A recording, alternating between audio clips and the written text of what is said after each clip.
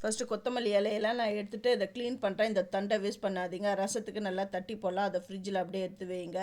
இப்போ இந்த கொத்தமல்லி தழையெல்லாம் நல்லா வாஷ் பண்ணி எடுத்துன்னு வந்துடுறேன். இதுக்கு தேவையான இன்க்ரீடியன்ட்ஸ்லாம் பாருங்கள். இந்த ஊறுகாய் பண்ணுறதுக்கு இந்த ஊறுகாய் பண்ணிங்கன்னா ஒரு 2 நாள் நல்லா இருக்கும்.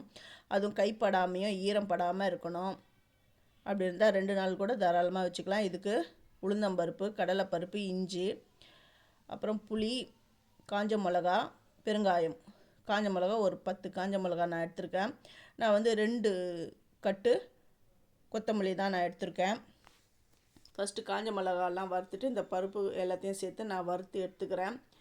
இந்த வீடியோ வந்து உங்களுக்கு கிளியராக வேணும் அப்படின்றவங்க என்னுடைய சேது சித்ரா கிச்சனில் போய்ட்டு பாருங்கள்.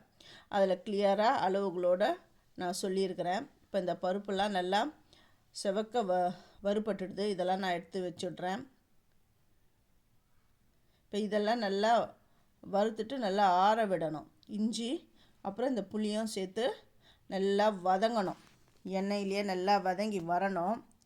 இந்த ஊறுகாய் வந்து சாதத்துக்கு மட்டும் கிடையாது, இந்த டிஃபனுக்கும் வச்சு சாப்பிட்லாம். இட்லி, தோசைக்கு, அப்புறம் சப்பாத்திக்கு கூட இதை வச்சு சாப்பிட்லாம். கொத்தமல்லியை வந்து எப்படி சேர்க்கணுன்னா ஸ்டவ்வை ஆஃப் பண்ணிவிடுங்க. ஆஃப் பண்ணிவிட்டு அந்த கடாயோடைய சூட்லேயே இது நல்லா வதங்கணும்.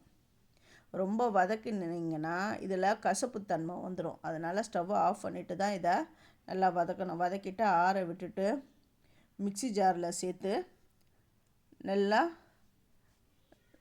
நைஸாக அரைச்சிக்கணும். இந்த பருப்புலாம் கொஞ்சம் ஃபஸ்ட்டு போட்டு அது கொஞ்சம் நல்லா கிரைண்ட் ஆன உடனே அதுக்கப்புறம் தான் புதினா தழைகளை போட்டு கொத்தமல்லி தழைகளை போட்டு நம்ம அரைச்சி எடுக்கணும். அரைச்சி எடுத்துட்டு அப்புறம் இதை வதக்கணும். இதை ரொம்ப நேரம் வதக்குனிங்கன்னா ஏற்கனவே கொத்தமல்லி வந்து கொஞ்சம் கசப்பாக இருக்கும். இன்னும் நல்லா வதக்குனிங்களா கசப்பாக இருக்கும். அதனால் இதை பார்த்து பதமாக தான் வதக்கணும். அதெல்லாம் என்னுடைய வீடியோவில் கிளியராக சொல்லியிருக்கேன். நீங்கள் போய்ட்டு சேது சித்ரா கிச்சனில் போய் பாருங்கள். பார்த்தது மட்டும் இல்லாமல் அப்படியே சப்ஸ்கிரைபும் பண்ணுங்கள். அப்போ தான் நான் போகிற ஒரு வீடியோவுடைய நோட்டிஃபிகேஷன்லாம் உங்களுக்கு காட்டும். இப்போ நல்லா வதங்கிட்டு எண்ணெய் பிரிஞ்சு வரணும்.